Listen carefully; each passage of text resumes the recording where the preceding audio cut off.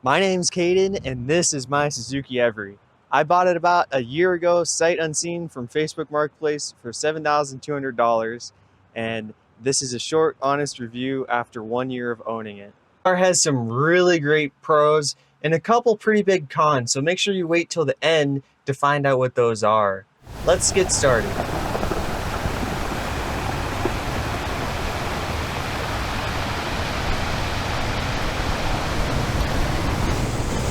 As you can see, the Suzuki Every can easily fit 2 surfboards inside.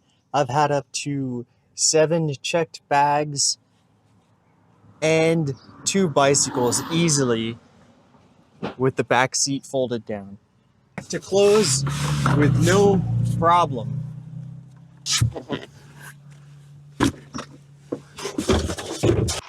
I'm 6'3", and you could almost camp in here if you wanted to.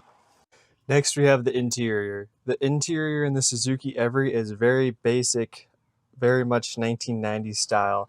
I have a few upgrades I've done, such as the aftermarket steering wheel, the aftermarket radio, and the phone holder here. Outside of that, everything else is stock. Still in kilometers an hour, I know there's a aftermarket speedometer display you can put in there, but once you get used to it, it's not that bad. Right now I have 126,000 kilometers on it. This model does have the air conditioning. It works halfway decently. I've had to flush the system since I've bought it, but the only downside of the air conditioning is, for whatever reason, they did not include a vent on the left side. With the large boxy area of this van and the large untinted windows, it does take a while for the van to cool off. The stock radio that it comes with only tunes into Japanese frequencies, so if you have this car outside of Japan, you probably want to change that. This specific model has the speakers built into it, so there's no need to add any additional audio components once you wire it in. Looking down from the center console, we have a small change holder, your 4-speed manual transmission, your parking brake, and the passenger seat. On the left passenger door, we have crank windows on both sides. The left passenger seat is not adjustable, while the driver's seat is adjustable with a small lever underneath the seat. One thing that took me a while to get used to wasn't driving from the right side. It was actually the signals and the windshield wipers. Your turn signal and main light switch is on the right side of the steering column, while the windshield wipers are on the left. In most American cars, these two are flipped. Both back doors open in this van, making it very unique. They open up all the way, and on top of that, both windows roll down all the way. Now, they do have a child feature here, so if you want to roll down the window all the way, you must hold this forward and it releases a lock. Otherwise, the windows will stop at halfway when you... Right now, the back seat is in the down position. To flip it up, you simply lift the seat. It will lock in here, and then you pull this lever, and you can flip the seat the rest of the way up. As you can see, the back seat folded up is massive, and easily 4 adults can fit in this very small vehicle, which is really impressive. As you can see, getting in, I have no problem sitting here comfortably, even for a while.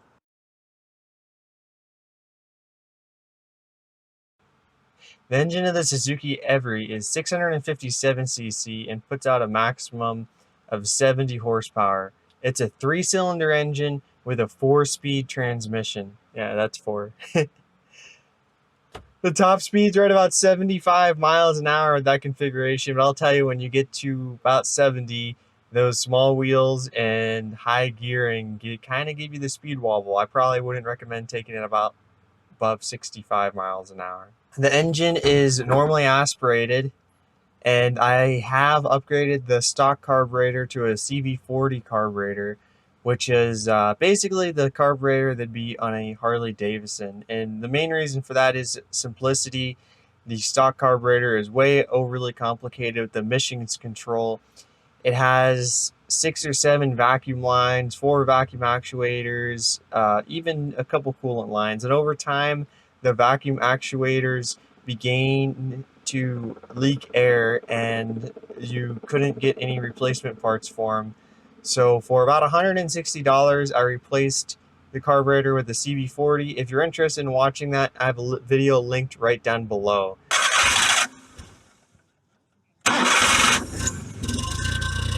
One of the things that's really hard on these little vans is speed bumps.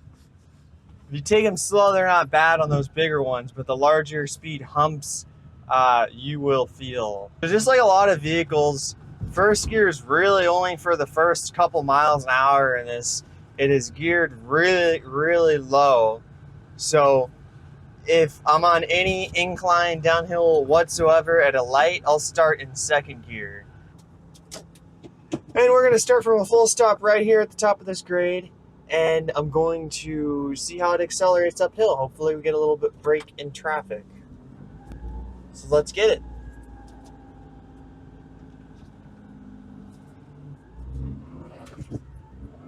Second gear, 20 kilometers an hour. Third gear, 40 kilometers an hour. Fourth gear, final gear. The pedal's floored. I'm accelerating 60 kilometers an hour.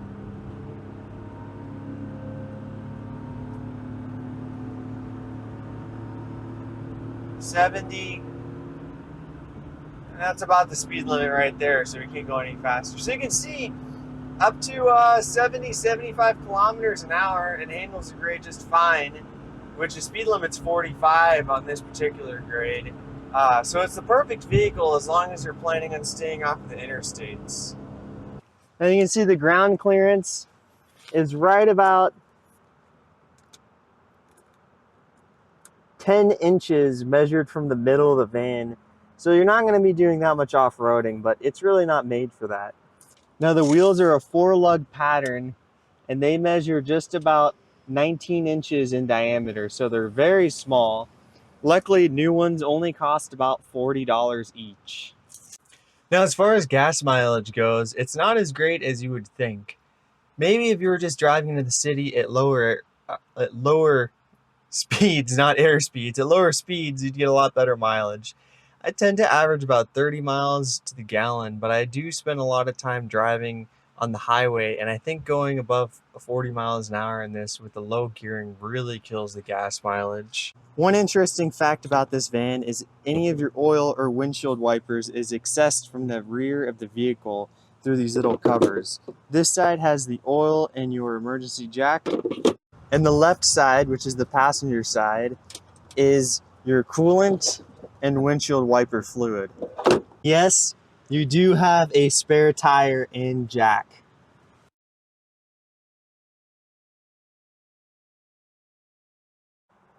One downside of the Suzuki Every is the small mirrors. I installed this extra little convex mirror to make it easier to see the blind spot of the van, which you can see easily if you look outside of the back rear window. It just makes the driving experience that much nicer. But the main downside of the mirrors is they are not attached outside of a small ball joint right at the bottom, making them move over time from the wind resistance and vibration on the mirror, and eventually you have to readjust them. The overall driving experience of this van is it's very fun to drive. It's almost like driving a go-kart that has a closed-in cab, and you can see really great out of it, which is great for a small car. Sometimes it can be a little tight to see out of other cars. The steering can be really sensitive above about 50 miles an hour. So you do want to keep that in mind and maybe take it a little easier first couple drives in this van. I wouldn't recommend going above 65 because the steering does get very sensitive. Some of the positive aspects of the Suzuki Every are fuel economy, getting about 30 miles to the gallon. The cool factor, I always love it when people stop and take pictures, and it's almost like a brotherhood with other vans on the island when you see them. Everyone honks and gives you a shaka, and It's nice seeing people smile. The parking availability being such a small vehicle, you can park almost anywhere and make a U-turn almost anywhere. And lastly, the easy maintenance. It's such a simple vehicle, it's very easy to maintain. The oil change only takes minutes to do, with the oil filter being easily accessible even without jacking up the van. And it also has a quick drain, which makes it even easier.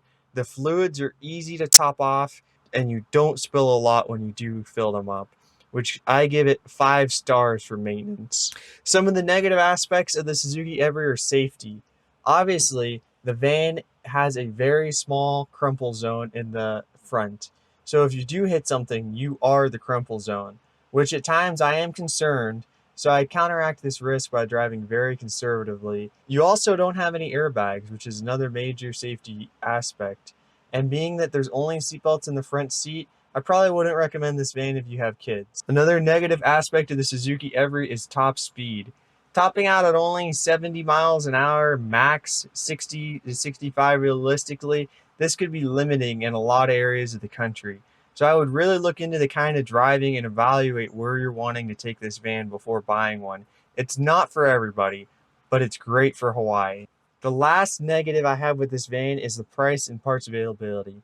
I paid $7,200 for this van, which is definitely on the lower end. And parts can be a little harder to come by. I hear engines and things like that you have to get from Japan. Not a lot of people stock the parts on the island. Some simple things like oil filters, oil, and basic preventative maintenance can be cross-referenced from other existing parts, but it may take a little effort to find out what exact part number you need. There's some great forums to look on, and it's a growing community. The price at $7,200 is a little high for a car that's over 25 years old, but I think it's worth it, and they seem to be holding their value so far. Overall, I think the Suzuki Every is a great vehicle to buy. As long as you look it over well for rust and you don't plan on driving on the highway too often, I would definitely recommend buying one of these. It's a joy to drive, and I love putting smiles on people's faces when they look at it. Thanks a lot for watching this video. If you got anything from this video, make sure to click down below and subscribe to this channel. I'm going to start growing this channel to be more van and camping based. And if that's the kind of content that you're looking for, hit the like button.